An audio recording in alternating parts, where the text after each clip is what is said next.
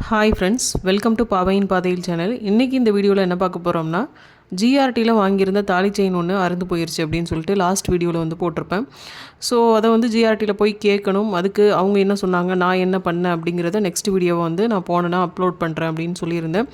அந்த வீடியோ தான் இன்றைக்கி பார்க்க போகிறோம். ஸோ நான் லாஸ்ட்டாக போட்ட வீடியோ நீங்கள் பார்க்கலன்னா பார்த்துட்டு வந்துருங்க. அப்போ தான் இந்த வீடியோவில் நான் என்ன சொல்கிறேன் அப்படிங்கிறது உங்களுக்கு கிளியராக இருக்கும். லாஸ்ட் வீடியோ நான் அப்லோட் பண்ணியிருந்த அந்த டைமில் பார்த்தீங்கன்னா நான் ஜிஆர்டி போயிட்டேன். அந்த வீடியோவை கொஞ்சம் ஏர்லியராக போஸ்ட் பண்ணியிருக்கலாமே அப்படிங்கிற மாதிரி இப்போ நான் ரெக்ரெட் பண்ணுறேன். ஏன்னா அவங்க நிறைய பேர்கிட்ட இருந்து பார்த்தீங்கன்னா நிறைய யூஸ்ஃபுல்லான சஜஷன்ஸ் வந்து எனக்கு கிடச்சிருந்தது. அந்த சஜஷன்ஸை நான் இம்ப்ளிமெண்ட் பண்ணாமல் மிஸ் பண்ணிட்டேனே அப்படிங்கிற மாதிரி எனக்கு இப்போ தோணுது. இருந்தாலும் பரவாயில்ல, அந்த வீடியோஸ் பார்க்குற எல்லாருக்கும் உங்களோட கமெண்ட்ஸ் ஒன்று ரொம்ப யூஸ்ஃபுல்லாக இருக்கும்னு நான் நம்புகிறேன். தென் சில ஃபேமிலி கமிட்மெண்ட்ஸ்னால அடுத்து உடனே என்னால் வீடியோ போட முடியல. ஸோ யாரும் தப்பாக எடுத்துக்கிடாதீங்க. இப்போ இந்த வீடியோவில் லாஸ்ட் வீடியோட ஒரு சின்ன கன்க்ளூஷன் வந்து பார்த்துடலாம். இந்த செயின் வந்து ஜிஆர்டியில் வாங்கினது. இதோட வெயிட் வந்து 5 பவுன். இந்த செயின் வாங்கி இப்போ வந்து 1 வருஷமும் ஒரு 5 மாதமும் ஆகுது. செயின் வாங்கின உடனே பார்த்தீங்கன்னா இதில் முகப்பில் வந்து ஒரு கம்பி விட்டு தொலைஞ்சே போயிடுச்சு. தென் செயினில் ஒவ்வொரு இடத்துலையும் கொஞ்சம் கொஞ்சமாக உடைய ஆரம்பிச்சிச்சு. இப்போ கரண்ட்டாக பார்த்தீங்கன்னா நல்ல செயினோட அந்த எண்டிங்கில் பார்த்தீங்கன்னா நல்லா விட்டு செயின் வந்து கட்டாகிற நிலமையில் இருந்தது. இன்னும் அந்த செயினை வந்து கழுத்தில் போட்டிருக்க முடியாது அப்படிங்கிறதுனால இந்த செயினை மாற்ற வேண்டிய ஒரு கட்டாயம். ஸோ ஜிஆர்டிக்கு போய் என்ன பண்ணலாம் அப்படின்னு சொல்லிட்டு கேட்டேன். அவங்ககிட்ட கொண்டு போய் கேட்டதுக்கு பில் கேட்டாங்க. பில் எடுத்து காமிச்சேன். பில்லை வாங்கி பார்த்துட்டு அவர் இன்னொருத்தரை கூப்பிட்டாரு. அவர் வந்து ஃப்ளோர் மேனேஜர்னு நினைக்கிறேன். ஸோ நாங்கள் போனது பார்த்தீங்கன்னா ஜிஆர்டியோட உஸ்மான் ரோட் பிரான்ச்சு. அது கொஞ்சம் பெரிய பிரான்ச்சுங்கிறதுனால அந்த கிரவுண்ட் ஃப்ளோரில் மட்டுமே ஒரு 20 பேர்கிட்ட இருந்திருப்பாங்கன்னு நினைக்கிறேன் ஃப்ளோர் மேனேஜர்ஸ். ஸோ அவர் வந்து அவரோட சீனியர்னு நினைக்கிறேன், அவரை கூப்பிட்டாரு. ஸோ அவர் வாங்கி பார்த்துட்டு வந்து இந்த செயினை வந்து கொடுத்துட்டு போங்க, நாங்கள் வந்து சர்வீஸ் பண்ணி தரோம் அப்படிங்கிற மாதிரி என்னை வந்து கன்வின்ஸ் பண்ணார். ஸோ நான் அவர்கிட்ட என்ன சொன்னேன்னா, இந்த செயின் வந்து ஒரு 4-5 இடத்துல உடஞ்சிருக்கு. இன்னும் நீங்கள் இதை சர்வீஸ் பண்ணி தந்தாலும் அந்த இடத்துல உடையலைனாலும் இது புதுசாக ஒரு இடத்துல வந்து உடையும். இந்த மாடலே அப்படி தான் இருக்குது. ஸோ எனக்கு இந்த செயின் வேண்டாம். வாங்கி 1 வருஷம் தான் ஆகுது, இல்லை 2 வருஷம் கூட ஆகலை. ஸோ இந்த செயினை எனக்கு எக்ஸ்சேஞ்ச் பண்ணி கொடுங்க அப்படின்னு வந்து கேட்டேன். அவர் வந்து ரொம்ப யோசிச்சார். இல்லை நான் அங்கே சர்வீஸ் தான் பண்ணி தருவோன்னு வந்து சொல்லிகிட்டே இருந்தார்.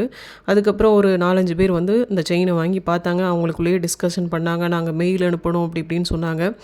ஸோ கடைசியாக ஒருத்தர் கேட்டார், நீங்கள் எந்த பிரான்ச்சில் வாங்கினீங்க இது அப்படின்னு கேட்டார். கோட்ஸ் ரோடு பிரான்ச்சுன்னு வந்து நான் சொன்னேன். ஸோ நீங்கள் கோட்ஸ் ரோடுக்கு தான் போகணும், இங்கே வந்து இதை எதுவும் பண்ண முடியாது அப்படிங்கிற மாதிரி சொன்னார். ஸோ எங்களுக்கு கொஞ்சம் கடுப்பாக இருந்தது. அதை வந்து பிகினிங்லேயே சொல்லியிருந்தால் நாங்கள் கோட்ஸ் ரோடு பிரான்ச்சுக்கே வந்து போயிருப்போம். கிட்டத்தட்ட அதுக்கே ஒரு 1 hour ஆக்கிட்டாங்க. அன்றைக்கி என் ஹஸ்பண்டுமே என் கூட வந்திருந்தார். ஸோ அவருமே கொஞ்சம் டென்ஷன் ஆகிட்டார். ஏன்னா நான் 2 குழந்தைகளையும் கூட்டிகிட்டு போயிருந்தேன். எங்கள் ஏரியாவிலேருந்து டி நகர் பக்கம் கிடையாது. போயிட்டு வரதுக்கே ஒரு 5 hours கிட்ட ஆகும் எனக்கு அப் அண்ட் டவுன். ஃபைனலாக 6வது ஒருத்தர் வந்து என்ன பிரச்சனை, செயினை காட்டுங்க அப்படின்னு முதல்ல இருந்து ஆரம்பித்தார். ஸோ என் ஹஸ்பண்ட் கூட கொஞ்சம் டென்ஷன் ஆகிட்டார். ஃபஸ்ட்டு நீ நிப்பாட்டு, எல்லார்ட்டையும் செயினை எடுத்து காமிக்கிறத நிப்பாட்டு, அவங்க எல்லாத்தையும் பார்த்து முடிச்சுட்டு வந்து கோட்ஸ் ரோடுக்கு போங்கன்னு சொல்கிறாங்க. இதுக்கு எதுக்கு நம்ம ஒவ்வொருத்தட்டையாட்டு செயின் எடுத்து காமிச்சு இங்கே டைம் வேஸ்ட் பண்ணணும், வா கோட்ஸ் ரோடுக்கே போகலாம் அப்படிங்கிற மாதிரி கொஞ்சம் கோவமாகவே பேசினார். ஸோ அங்கேருந்து ஒருத்தர் வந்து கோவப்படாதீங்க, நீங்கள் கோட்ஸ் ரோடுக்கு போனாலும் இதே ப்ரொசீஜர் தான், ஸோ கொஞ்சம் பொறுமையாக இருங்க அப்படிங்கிற மாதிரி சொன்னார். என் ஹஸ்பண்ட் இதை நீங்கள் ஃபஸ்ட்டே பண்ணியிருக்கலாமே அப்படிங்கிற மாதிரி கேட்டார். ஸோ அவங்க கொஞ்சம் கன்வின்ஸ் பண்ணி இது பண்ணி அங்கேயே வந்து நீங்கள் டிசைன்ஸ் பாருங்கள், நாங்கள் வந்து ஹையர் அஃபிஷியலுக்கு வந்து மெயில் அனுப்புகிறோம் அப்படிங்கிற மாதிரி சொன்னாங்க. ஏன் நேரமாக என்னன்னு தெரில, நாங்கள் போன அன்னைக்கு ஜிஆர்டியில் அவ்வளோ கூட்டம். இது நகைக்கடையா அப்படிங்கிற மாதிரி எனக்கு ஒரு நிமிஷம் தோணுச்சு. ஸோ மக்கள் பார்த்தீங்கன்னா உட்காரதுக்கு சேர் கூட போடலை. இருந்தாலும் அடிப்படையில் எல்லாரும் நின்று போட்டி போட்டு தங்கத்தை வாங்கின மாதிரி இருந்தது. அப்புறம் ஒரு வழியாக நானும் டிசைன்ஸ் பார்க்க ஆரம்பித்தேன். நான் எதிர்பார்த்த மாதிரியான டிசைன்ஸ் அங்கே இல்லை. நான் கேட்ட டிசைன் பார்த்தீங்கன்னா முறுக்கு செயினில் வந்து முகப்பு வச்ச மாதிரி கேட்டேன். முறுக்கு செயினில் வந்து பால்ஸ் வச்ச மாதிரி தான் வரும், வேறு எந்த முகப்பும் வச்சும் வராது அப்படிங்கிற மாதிரி சொல்லிட்டாங்க. ஸோ வேறு ஏதாவது டிசைன்ஸ் எடுத்துக்காட்டுங்க அப்படின்னு சொல்லும்போது இந்த ட்ரேயில் வச்சுருக்கேன் பாருங்கள், இந்த டிசைன் தான் வந்து எடுத்துக்காட்டினாங்க.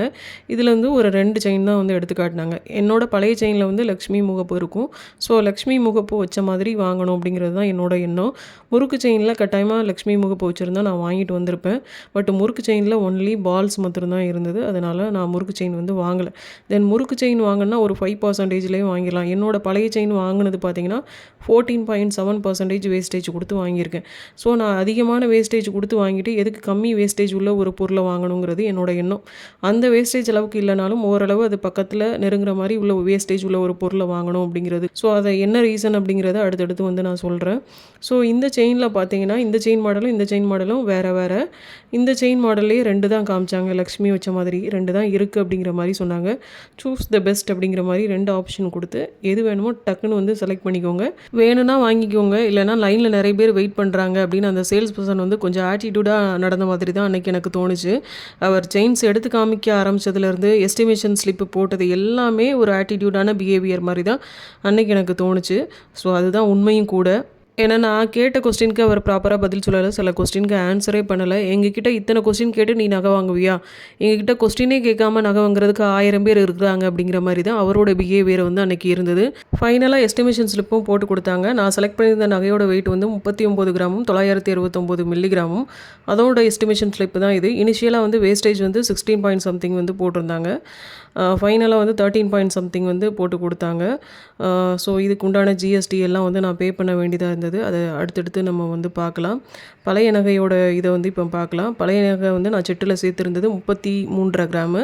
எக்ஸஸாக கையில் இருந்து கொடுத்தது வந்து ஒரு 5.5 கிராமு. ஸோ அதுக்குண்டான வேல்யூவேஷன் தான் இதில் வந்து போட்டிருக்காங்க. ஸ்டோனுக்கு உண்டான வெயிட் மாத்திரமே 1 கிராம் கிட்ட மைனஸ் ஆகிட்டு, பட் ஸ்டோனுக்கு உண்டான ரேட்டான இந்த 2200 ரூபா வந்து இதில் ஆட் பண்ணிக்கிட்டாங்க.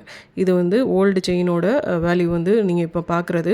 புது செயினோட வேல்யூ வந்து ஃபஸ்ட்டு நீங்கள் பார்த்தது. ஸோ ஓல்டு செயினை வந்து 39 கிராமுக்கும் 93 மில்லிகிராமுக்கும் வந்து எடுத்துக்கிட்டாங்க. இதில் வந்து செயின் உடஞ்சி போனதில் மிஸ்ஸிங் பார்ட்ஸ்ன்னு சொல்லி அதுக்கு ஒரு 50 மில்லிகிராமும், தென் அழுக்குக்கு எல்லாத்துக்கும் சேர்த்து ஒரு 100 மில்லிகிராம் கிட்ட மைனஸ் பண்ணிட்டாங்க. அதனால் வந்து அந்த செயினோட வேல்யூவேஷன்லேருந்து திருப்பி ஒரு 500 ரூபா வந்து கம்மி பண்ணிட்டாங்க. அகெயின் பார்த்தீங்கன்னா ஜிஎஸ்டி வந்து ஒரு 10,000 ரூபாய்க்கு மேலே வந்தது. அன்னைக்கு உண்டான மார்க்கெட் ரேட் படி நான் ஜிஎஸ்டி கிட்ட சொன்னாங்க. ஜிஎஸ்டிக்கு நான் எவ்வளோ பேசி பார்த்தேன். நான் வாங்கினது ஒரே ஒரு தாலி செயின். அந்த செயினுக்கு ஆல்ரெடி நான் ஜிஎஸ்டி பே பண்ணிட்டேன். இந்த செயின் வந்து ஒரு வருஷத்தில் உடஞ்சது என்னோட மிஸ்டேக் இல்லை. ஸோ ஜிஎஸ்டியை நீங்கள் மேனேஜ்மெண்ட் ஏற்றுக்கோங்க அப்படிங்கிற மாதிரி எவ்வளவோ அவங்ககிட்ட வந்து பேசி பார்த்தேன். பட் நோ யூஸ், ஜிஎஸ்டி கட்டாயம் பே பண்ணி தான் ஆகணும் அப்படிங்கிற மாதிரி சொல்லிட்டாங்க. ஏன்னா இந்த செயின் வாங்கும் போதே அங்கே இருக்க சேல்ஸ் பர்சன்ட் வந்து நான் கேட்குறேன், இந்த செயின் வந்து நல்ல லைஃப் வருமா அப்படின்னு ஒரு 4-5 டைம் வந்து கேட்டிருப்பேன். கேட்டதுக்கு அவங்களும் இந்த செயின் வந்து நல்ல லைஃப் வரும், மார்க்கெட்டில் சக்ஸஸ்ஃபுல்லாக மூவ் ஆகிட்டுருக்கு, இதுவரை எந்த பிரச்சனையும் வந்ததில்லை அப்படின்னு சொன்ன ஒரே காரணத்துக்காக தான் இந்த செயினை வந்து நான் சூஸ் பண்ணேன். அவங்க வந்து லைட்டாக வந்து இந்த செயின் அந்த அளவுக்குலாம் லைஃப் வராதுன்னு சொல்லியிருந்தா கூட அந்த செயினை வந்து நான் சூஸ் பண்ணியிருக்க மாட்டேன். ஏன்னா கல்யாணத்துக்கு முன்னாடி எனக்கு தேவையான நகைகளை என்னோட அப்பா அம்மா வாங்கி கொடுத்தாங்க. கல்யாணத்துக்கு அப்புறம் இப்போ எனக்கு தேவையான நகைகளை நானே கொஞ்சம் கொஞ்சமாக வாங்க போய் தான் அதோட அனுபவம் வந்து எனக்கு தெரியுது.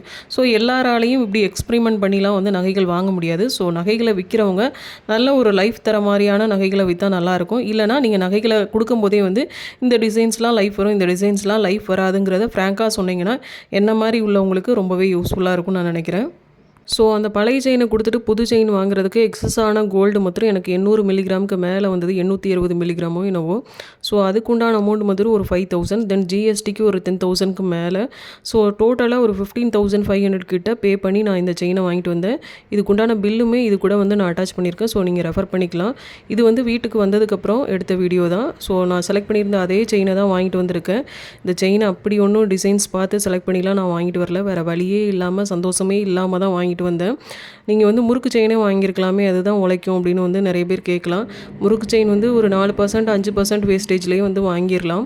ஸோ எனக்கு கம்மியான வேஸ்டேஜில் உள்ள ஒரு பொருளை வந்து வாங்குறதுக்கு இஷ்டம் இல்லை. அதுக்கு என்ன ரீசன் அப்படிங்கிறதையும் வந்து நான் சொல்கிறேன். ஏன்னா என்னோட பழைய செயினை நான் 14.7% வேஸ்டேஜ் கொடுத்து தான் வாங்கியிருக்கேன். அதில் 33.5 கிராம் ஸ்கீமில் கவர் ஆனாலும் அது 18% வேஸ்டேஜில் வந்து கவர் ஆகுது.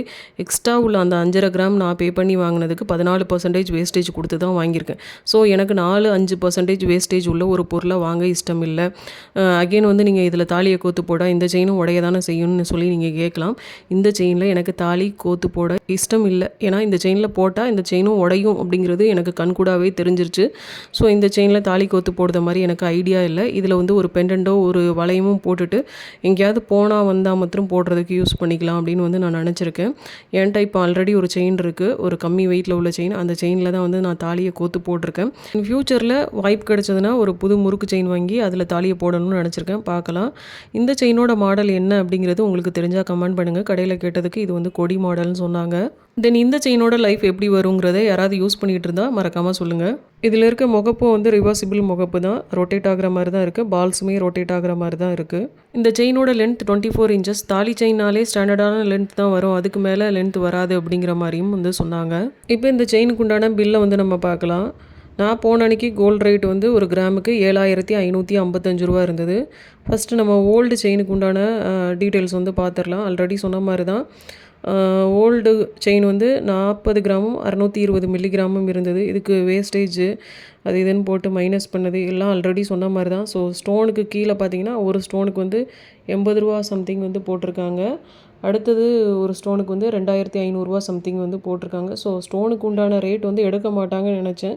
ஏன்னா அதிசயம் சார் அந்த 2700 வந்து சேர்த்து எடுத்துக்கிட்டாங்க.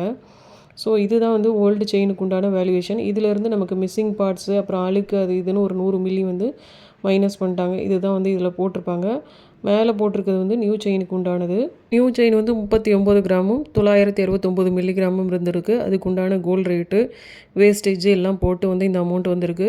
ஸோ இந்த வேஸ்டேஜ் பார்த்திங்கன்னா நமக்கு ஓல்டு செயினோட வேஸ்டேஜ்லேருந்து டேலி பண்ணிட்டாங்க. ஸோ இந்த செயின் வாங்கினதுக்கு நான் வேஸ்டேஜ் வந்து எதுவும் பே பண்ணலை.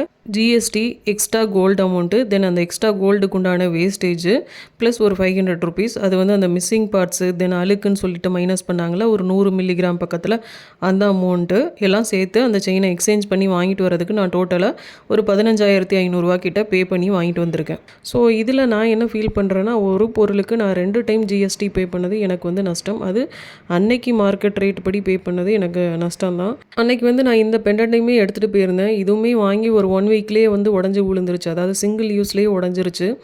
அதனால் இதையுமே பேசி இந்த பெண்டன்ட்டையும் மாற்றலாம் அப்படிங்கிறதுக்காக எடுத்துகிட்டு போயிருந்தேன். பட் அவங்க வந்து மாற்றுற மாதிரிலாம் இல்லை. இன்கேஸ் மாற்றிருந்தாலும் இதுக்கும் வந்து நான் ஜிஎஸ்டி வந்து பே பண்ணியிருக்கணும். அதுவே வந்து தாலி செயின் அப்படிங்கிறதுனால தான் நான் உங்களுக்கு மாற்றி கொடுக்குறோம், இல்லைனா வந்து கட்டாயம் மாற்றி கொடுத்துருக்க மாட்டோம் அப்படிங்கிற மாதிரி சொல்லிகிட்டு இருந்தாங்க. இன்கேஸ் அவங்க மாற்றி கொடுத்துருந்தாலும் அன்னைய நிலமைப்படி இந்த பெண்டன்ட்டுக்கும் எனக்கு அகைன் ஜிஎஸ்டிலாம் பே பண்ணி வாங்கிட்டு வந்திருக்க முடியாது. ஸோ இதை கொண்டுட்டு போன மாதிரி அப்படி கொண்டுட்டு வந்து வச்சுட்டேன். அடுத்து இன்னொரு விஷயம், அன்னைக்கு வந்து வேறு நகையை வந்து நீங்கள் சூஸ் பண்ணுங்கள் அப்படின்னு சொல்லி எங்களை அனுப்பும் போதே பார்த்தீங்கன்னா நாங்கள் மெயில் அனுப்பிடுறோம், நீங்கள் போய் வேறு நகையை வந்து செலக்ட் பண்ணுங்கள் அப்படின்னு சொல்லி தான் வந்து எங்களை அனுப்புனாங்க. அன்னைக்கு அந்த கூட்டத்திற்குள்ளே 2 பிள்ளைங்களையும் வச்சுட்டு அவ்வளோ கஷ்டப்பட்டு அந்த செயினை வந்து நாங்கள் செலக்ட் பண்ணி கொடுத்ததுக்கப்புறமும் பார்த்தீங்கன்னா கிட்டத்தட்ட 2 மணி நேரம் எங்களை வந்து பர்பஸாக உட்கார வச்ச மாதிரி இருந்தது. ஏன்னா ஃபஸ்ட்டே இவ்வளோ டைம் ஆகும் அப்படின்னு சொல்லிட்டா கூட பரவாயில்ல, இந்த 10 நிமிஷம் இந்த 10 நிமிஷம்னு சொல்லியே எங்களுக்கு கிட்டத்தட்ட ஒரு 2-2.5 மணி நேரம் உட்கார வச்சுட்டாங்க. என்கிட்டயே வந்து ஆர்கியூ பண்ணுற, உன்னை என்ன பண்ணுறேன் பாரு அப்படின்னு உட்கார வச்ச மாதிரி தான் அன்றைக்கி எனக்கு தோணுச்சு. ஏன்னா அவங்க அங்கங்கே பிஸியாக வந்து ரோம் பண்ணிகிட்டு இருக்க மாதிரி இருந்தாலும் ஒவ்வொரு இடத்துல இருந்து என்னை பார்த்ததை நானும் நோட் பண்ணிகிட்டு தான் இருந்தேன். ஸோ எனக்கு அன்றைக்கி அவங்க பர்பஸாக பண்ண மாதிரி தான் தோணுச்சு. காணாததுக்கு அன்றைக்கி கடையில் க்ரௌடு வேறு, என் பசங்களை வேறு கூட கூட்டிகிட்டு போயிருக்கேன். சின்ன பசங்க வந்து எப்படி இருப்பாங்க, எப்படி பிஹேவ் பண்ணுவாங்கன்னு உங்களுக்கும் தெரியும் வெளியில் போனால். ஸோ அன்றைக்கி ஈவன் உட்காரதுக்கு சேர் கூட இல்லை. ஸோ என் நிலைமை எப்படி இருந்திருக்குன்னு கொஞ்சம் இமேஜின் பண்ணி பாருங்கள். ஸோ இது மாதிரியான ஒரு ஒஸ்ட் கஸ்டமர் சர்வீஸை ஜிஆர்டியில் நான் இதுவரை ஃபேஸ் பண்ணதில்லை. ஜிஆர்டிலையும் கூட கஸ்டமர் சர்வீஸ் இப்படிலாம் இருக்குமா அப்படிங்கிறத அன்றைக்கி தான் வந்து நான் ரியலைஸ் பண்ணேன். அடுத்து இன்னொரு முக்கியமான விஷயம், எந்த ஒரு நகை வாங்கினாலும் அதோட பில்லை வந்து பத்திரமா வச்சுருங்க. ஈவன் அது ஒரு சின்ன நகையாக இருந்தால் கூட பரவாயில்ல, நகை தான் நம்மகிட்ட இருக்குது, பில்லு வேறு எதுக்கு குப்பை மாதிரி இடத்த அடைச்சிட்டுன்னு தயவு செஞ்சு தூக்கி தூர போட்டுறாதீங்க. அன்னைக்கு அந்த பில் என் கையில் இருக்க போய் தான் அந்த நகையை வந்து என்னால் வேஸ்டேஜ் இல்லாமல் மாற்ற முடிஞ்சது. என்ன தான் கடையோட சீல் இருந்தாலும் நகையை வந்து மாற்ற மாட்டாங்க. ஸோ வந்து பில் பத்திரம். இதை நீங்கள் பர்ச்சேஸ் பண்ணுற அந்த டைம்லேயே அந்த பில்லோட என்வலப்பில் இது எந்த நகைக்கு உண்டான பில் அப்படிங்கிறத எழுதி வச்சுக்கிட்டிங்கன்னா ஃப்யூச்சரில் வந்து உங்களுக்கு ரெஃபர் பண்ணுறதுக்கு ஈஸியாக இருக்கும். ஒவ்வொரு பில்லையும் வந்து ஓப்பன் பண்ணி பார்த்துட்டு அவசியம் இல்லை. அப்படி ஓப்பன் பண்ணி பார்த்தாலும் பார்த்தீங்கன்னா கொஞ்ச நாளாக நமக்கு மறந்துடும். தென் எல்லா கடையிலையும் வந்து அது எந்த ஜுவல் அப்படிங்கிறத ப்ரீஃபாக எழுதியிருக்க மாட்டாங்க. அவங்களுக்கு சில ஷார்ட் நேம்ஸ் வச்சுருப்பாங்க, அப்படி தான் வந்து அதை மென்ஷன் பண்ணியிருப்பாங்க. ஸோ நீங்கள் கைப்பட எழுதி வச்சுட்டிங்கன்னா ஃப்யூச்சரில் உங்களுக்கு ஈஸியாக இருக்கும். இந்த வீடியோ உங்களுக்கு பிடிச்சிருந்தா லைக் பண்ணுங்கள், ஷேர் பண்ணுங்கள். இதே மாதிரி கோல்டு ரிலேட்டடான வீடியோஸ் அண்ட் சேவிங்ஸ் ரிலேட்டடான வீடியோஸ்க்கு நம்ம சேனலை மறக்காமல் சப்ஸ்கிரைப் பண்ணி வச்சுக்கோங்க. மற்றும் ஒரு இன்ட்ரெஸ்டிங்கான வீடியோவில் உங்களை சந்திக்கிறேன். அண்டில் தென் பாய், டேக் கேர்.